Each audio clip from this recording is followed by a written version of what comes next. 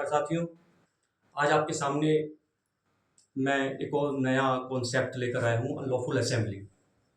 अक्सर unlawful assembly को लेकर बहुत सारी प्रॉब्लम्स फेस करते हैं स्टूडेंट्स कि अनलॉफुल असेंबली है क्या, जिसको हम कॉमन ऑब्जेक्ट बोलते हैं। कॉमन ऑब्जेक्ट और अनलॉफुल असेंबली ये दोनों क्या सेम थिंग है या अलग अलग है? देखो, कॉमन जो ऑब्जेक्ट होता है वो अनलॉफुल असेंबली का ही पार्ट है। कोई भी अनलॉफुल असेंबली तब अनलॉफुल असेंबली कहलाती है जब उनका जो ऑब्जेक्ट होता है वो कॉमन हो। अनलॉफुल असेंबली को सेक्शन 189 ऑफ बीएनएस में बताया गया है और अनलॉफुल असेंबली में कम से कम 5 या उससे अधिक मेंबर होते हैं जिनका कॉमन ऑब्जेक्ट होता है, और वो जो सेक्शन 189 में इंग्रेडिएंट्स दिए हुए हैं उनको लेकर कोई काम करते हैं, तो ये कहलाता है कि अनलॉफुल असेंबली हुई है। और यदि अनलॉफुल असेंबली में फोर्स और वायलेंस को यूज कर दिया जाता है तो वो कहलाता है रियॉट, बलवा।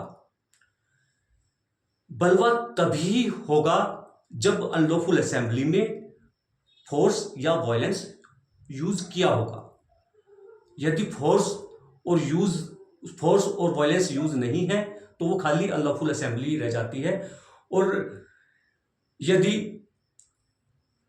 इसकी एक विशेषता और भी है, कई बार स्टूडेंट्स को ये समझने में दिक्कत आती है कि बहुत से एग्जाम में ये देखा गया है कि रियॉट और अफ्रे में डिफरेंस बताइए, ये क्वेश्चन बहुत बार पूछा गया है।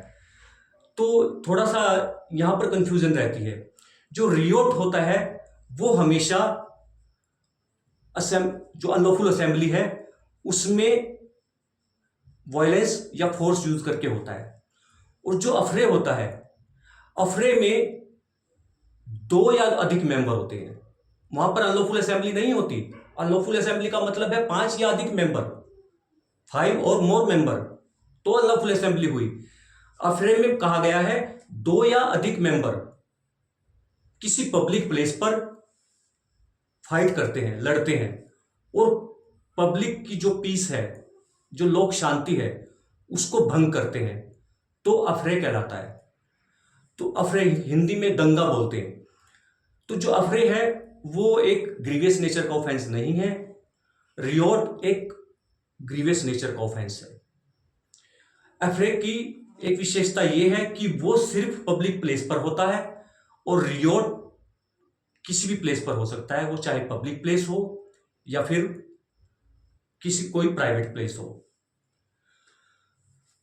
तो ये एक डिफरेंस था पब्लिक प्लेस में और अफरे में और अनलॉफुल रियॉट में। रियॉट में अनलॉफुल असेंबली होनी चाहिए, अफरे में अनलॉफुल असेंबली नहीं होती। आगे फिर आपके सामने कोई नया टॉपिक लेकर आएंगे, तब तक के लिए नमस्कार।